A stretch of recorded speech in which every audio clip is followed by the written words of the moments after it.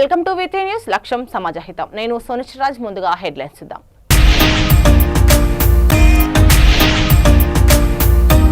సదాశివపేటలో అభివృద్ధి పనులకు శంకుస్థాపన చేసిన ఎమ్మెల్యే. ఈ కార్యక్రమంలో పాల్గొన్న మాజీ మున్సిపల్ చైర్మన్.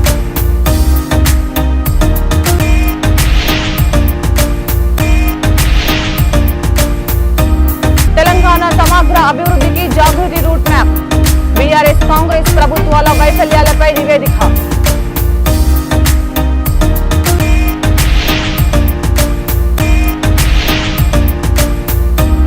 అత్తకోడళ్లు తట్టాబుట్ట సర్దుకొని అమెరికాకు పరార్.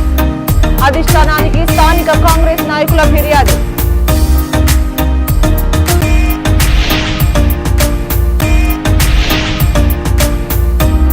కేజీబీవీ పాఠశాలలో బంకర్ బెండ్ల టెండర్ల అవినీతి. సిబిఐ విచారణ జరిపించాలని బీఆర్ఎస్ ధర్నా.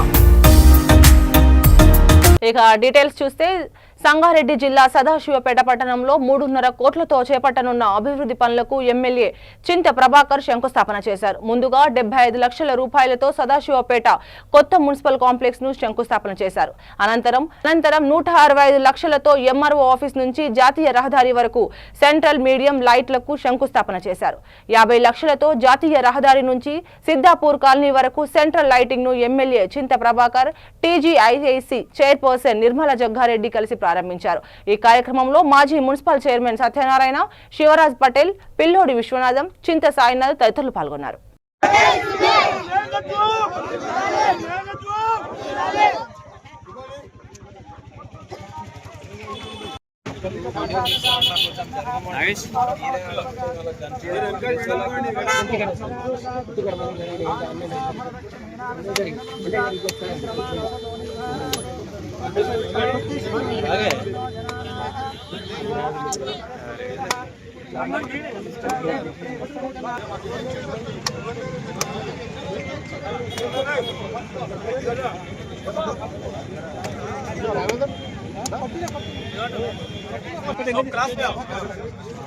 ऐसा हट जाओ।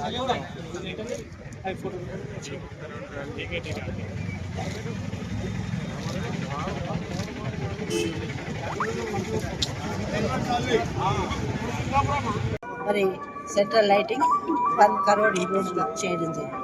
మొత్తం కూడా 3 crores 50 lakhs ఫండ్స్ ఈరోజు ప్రారంభించుకోవడం జరిగింది. మరి ఈ లైటింగ్ కానివ్వండి, పట్టణంలో ఒక అలంకరణ మరి చూస్తున్నాం కూడా.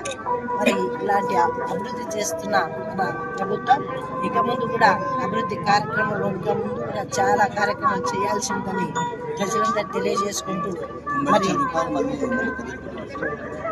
అలాగే వివిధ కార్యక్రమాలు కూడా ఇంకా ఉన్నాయి. మరి ఆ కార్యక్రమాలు ముందుకు తీసుకెళ్తామని మరి తెలియజేసుకుంటూ సెలవు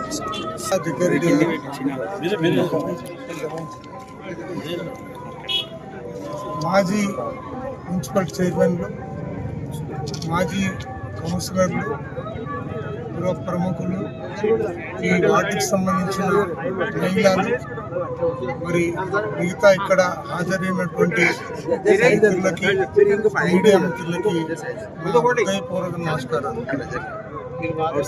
ఈరోజు సదాశివపేటలో జరిగినటువంటి అభివృద్ధి కానీ శంకుస్థాపనలకు సంబంధించి ఈరోజు చేసుకోవడం జరిగింది. మొట్టమొదట 1 కోటి రూపాయలతో టీఎఫ్ఐడిసి ద్వారా మరి గతంలో శాంక్షన్ అయినటువంటి వర్క్లే మాడిఫికేషన్ చేసి మరి తీసుకోవడం జరిగింది. 1 కోటి రూపాయలతో షాపింగ్ కాంప్లెక్స్, మరి అదే రకంగా 2 కోట్ల రూపాయలతో మరి మీడియం, అది కూడా టీయూఎఫ్ఐడిసి ద్వారా చేసుకోవడం జరుగుతోంది. అదే రకంగా సిద్దాపూర్ రోడ్ గతంలో 6.5 కోట్లు ఖర్చు పెట్టి ఇది చేసుకోవడం జరిగింది. ఈ సెంటర్ లైటింగ్ మాత్రం 50 లక్షల రూపాయలు టీయూఎఫ్ఐడిసి ద్వారా ఖర్చు పెట్టడం జరిగింది. మరి ఈరోజు జరుగుతున్నటువంటి అభివృద్ధి మరి ప్రజలు ఆకాంక్షించి అవసరానికి సంబంధించింది కాబట్టి జరిగిన అభివృద్ధి కొంతైనా ఇంకా కొండంత చేసుకోవాల్సిన అవసరం ఎంతైనా ఉంది. తెలంగాణ సమగ్ర అభివృద్ధికి జాగృతి రూపొందించబోయే రూట్ మ్యాప్ సిద్ధం చేయనున్న ఎజెండా కమిటీ సభ్యులతో తెలంగాణ జాగృతి అధ్యక్షురాలు కల్వకుంట్ల కవిత బుధవారం రాత్రి జూమ్ కాన్ఫరెన్స్ నిర్వహించారు. తెలంగాణ రాష్ట్ర ఆవిర్భావం తర్వాత అధికారంలోకి వచ్చిన బీఆర్ఎస్ కాంగ్రెస్ ప్రభుత్వాల వైఫల్యాలు, అన్ని పార్టీల రాజ్యాంగ అధ్యయనం, నీళ్లు, నిధులు, నియామకాలు సహా 32 అంశాల అధ్యయనానికి ప్రత్యేక కమిటీని వేశామన్నారు. కమిటీ సభ్యులు క్షేత్రస్థాయిలో అధ్యయనం చేసి ఈ నెల 17వ తేదీ వరకు working president L rule Singh అధ్యక్షతన ఏర్పాటు చేసిన స్టీరింగ్ కమిటీకి నివేదిక ఇవ్వాలని సూచించారు.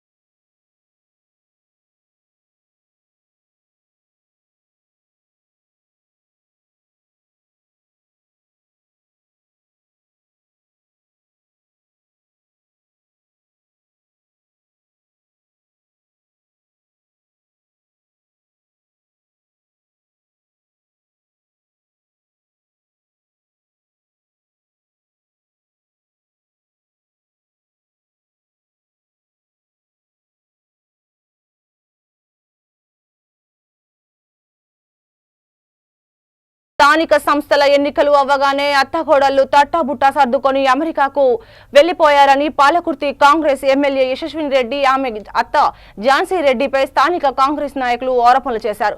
అధిష్టానానికి ఈ మేరకు ఫిర్యాదు చేసినట్లు వారు తెలిపారు.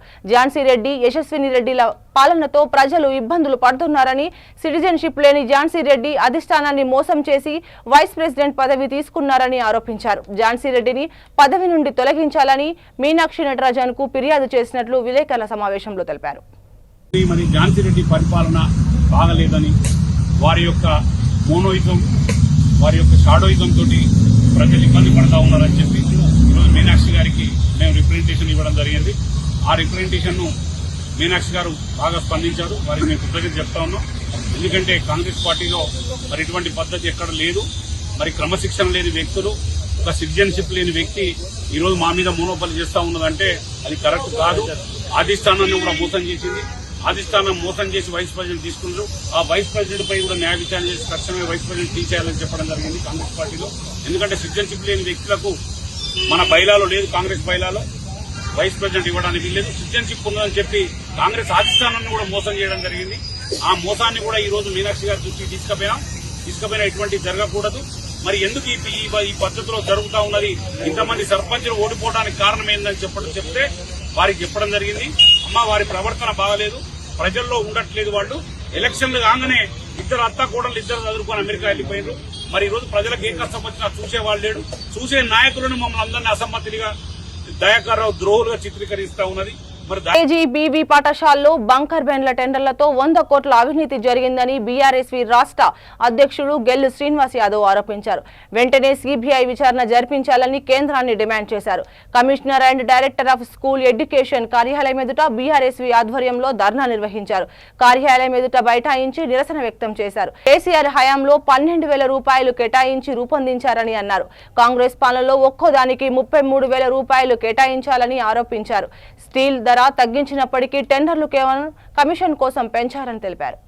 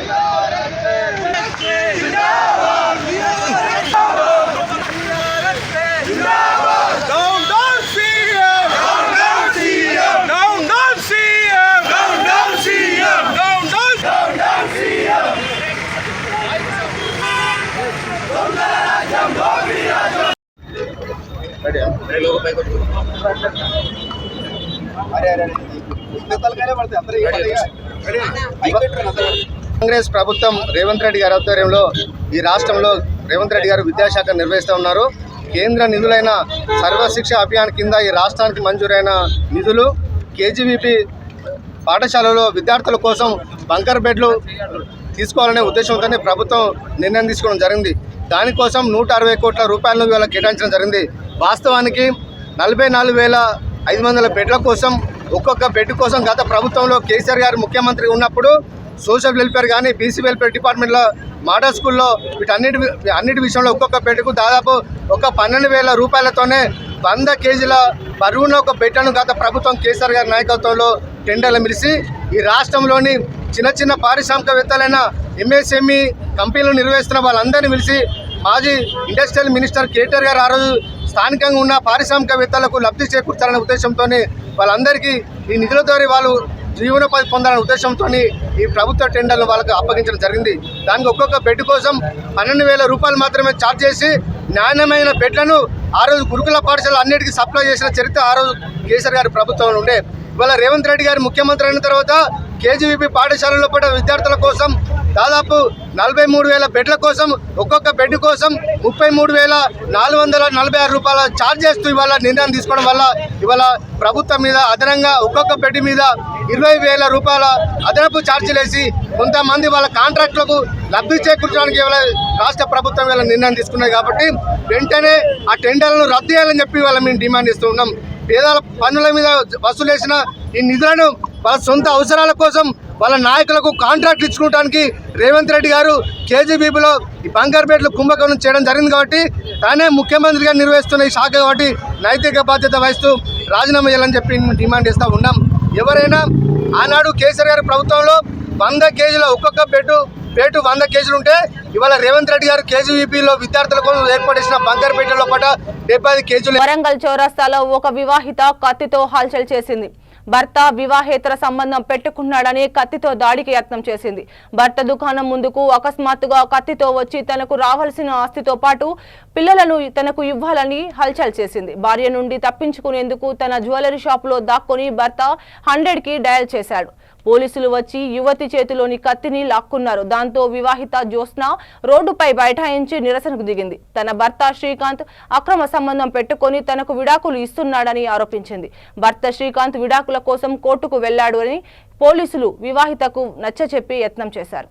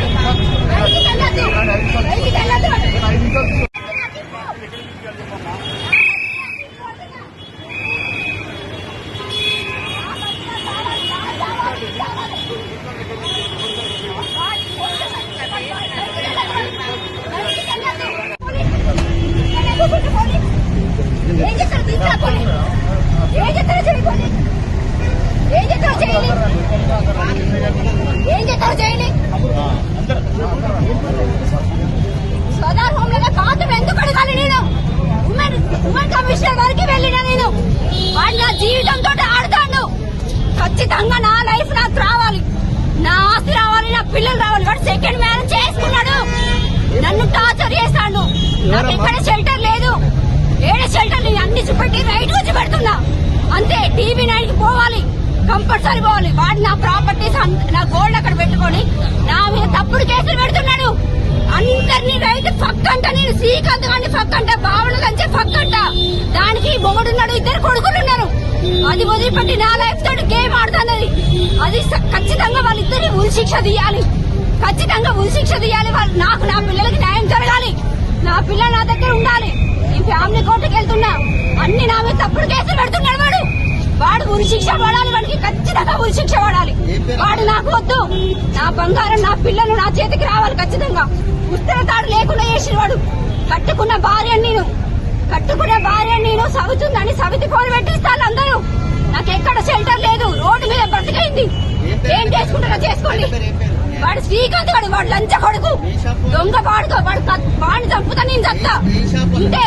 వాడిని చంపుతా నేను చస్తా. ఎన్ని పెడతారు నా మీద? కెమెరాలు ఎన్ని పెడతారు? కెమెరాలు ఎన్ని పెడతారు? ఏం చేస్తారు? లంచం తీసుకుపోయి పొక్కలు దాచి పెడతాడు వాడు. నా జీవితంతో ఆడతాడు. ఏం చేసుకోండి. ఏమట్లేదు, స్టేషన్ లో జరగట్లేదు, పెద్ద మనుషుల సమక్షంలో కూడా జరగట్లేదు. వాడు మాత్రం అరెస్ట్ అవ్వాలి. వాడు డీవీసీ ఉంది. వాడు నాకు రెసిడెన్షియల్ లేకుండా వేస్తాడు. ఎక్కడ రెసిడెన్షియల్ లేకుండా వేస్తాడు. ఖచ్చితంగా వాడు అరెస్ట్ కావాలి, సరెండర్ అవ్వాలి, అంతే. వాడు చావాలి, లేకపోతే నేనైనా చావాలి. వాడని ఉండాలి. అందరు నా ఎమోషన్స్ తోటి ఆడుకుని అందరి సంగతి అవుతుంది. వీడి వెనకాల ఉన్న అందరు దందా మొత్తము సస్పెండ్ కావాలి.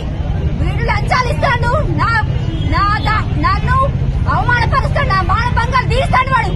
వీడికి సపోర్ట్ చేసి హైదరాబాద్ లోని ఎస్ఆర్ నగర్ పోలీస్ స్టేషన్ పరిధిలో గ్రీన్ పార్క్ హోటల్ పక్కన ఒక దొంగ చిన్నారిని ఎత్తుకు వెళ్లే ప్రయత్నం చేశాడు. అనుమానం వచ్చిన స్థానికులు దొంగను పట్టుకొని కొట్టేసి దేహశుద్ధి చేశారు. అనంతరం అతన్ని పోలీసులకు అప్పగించారు. నిందితుడు ఛత్తీస్గఢ్ కు చెందినవాడిగా గుర్తించారు.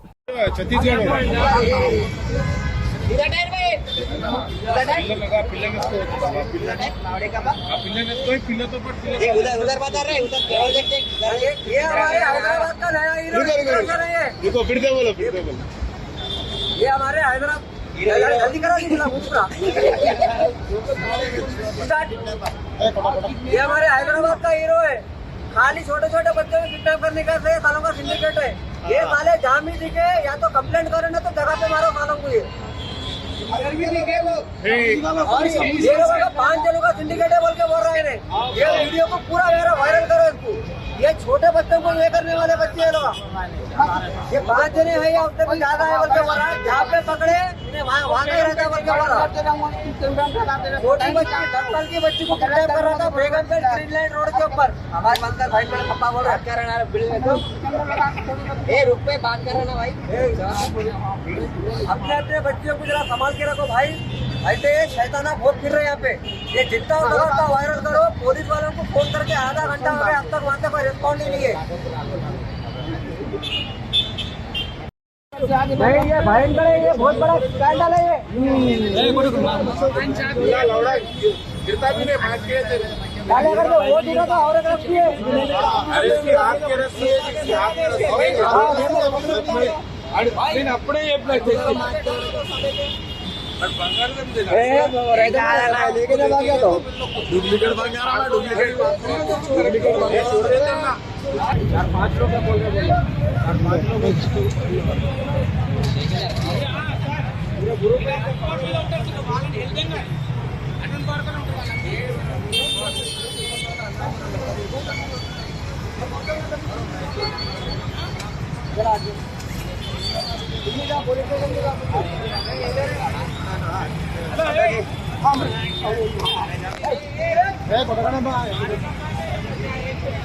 उसको यहाँ पे वो बच्ची का फादर पकड़ के चलो बाजू में लेके आके मारे उसको। मारने के बाद में उसको पूछे तुम कितने देने बोल तो पहले 1 व्यक्ति 2 व्यक्ति बोल रहा था, फिर उसको और जरा डराया करे तो 5 कितनी बोल के बोला। अब यहाँ पे क्या है क्या नहीं, अभी पुलिस वालों को भी फोन करे, पुलिस वाले भी आके उसको ले लेके गए भी। अभी क्या होता क्या है, एसआर नगर पुलिस स्टेशन जाके देखे तो मालूम पड़ता। कितने लोग हैं जी वो लोग अभी तो यहाँ पे 1 जना घटा और 4 जने बाकी है बोल के बोल रहा उन्हें। अभी क्या है क्या नहीं, बच्ची పాప ఇక్కడ మన బేగంపేట గ్రీన్ లైన్ రోడ్ పైన మళ్ళీ ఇప్పుడు తీసుకుపోయారు వాళ్ళకు, ఆయనకు తీసుకుపోయారు. మళ్ళీ ఎంతమంది ఉన్నారో ఏమో చూడాలి ఇప్పుడు. ఆయన ఇక్కడ కూడా కాదు, ఆయన ఛత్తీస్గఢ్ వాళ్ళ ఫాదర్ పడుకోడు. బులెటిన్ ముగించే ముందు హెడ్లైన్స్ మరోసారి.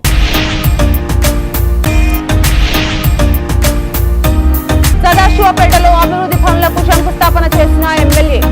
ఈ కార్యక్రమంలో పాల్గొన్న మాజీ మున్సిపల్ చైర్మన్.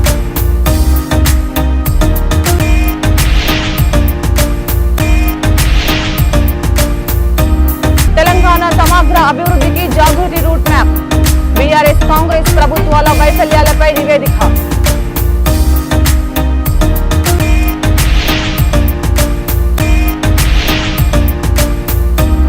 అత్తకోడళ్లు తట్టాబుట్ట సర్దుకొని అమెరికాకు పరార్. అధిష్టానానికి స్థానిక కాంగ్రెస్ నాయకుల ఫిర్యాదు.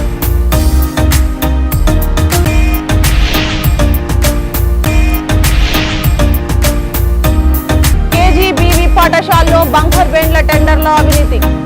సిబిఐ విచారణ జరిపించాలని బీఆర్ఎస్ ధర్నా. చూస్తూనే ఉండండి V3 న్యూస్, లక్ష్యం సమాజహితం.